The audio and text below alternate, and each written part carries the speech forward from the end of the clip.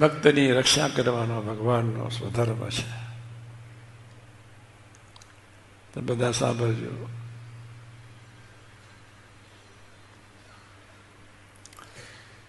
પ્રભુ ક્યારેય ભક્તને દુઃખી ન કરે. સપનામાં નહીં.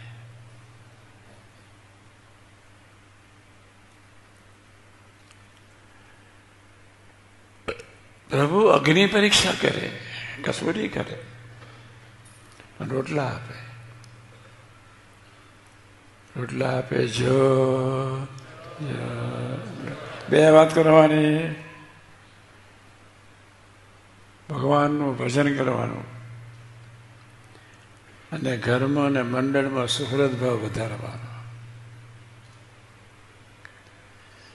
અને આમ કર્યું અને તેમ કર્યું એવા સ્વભાવ કાલે મૂકીને જજો.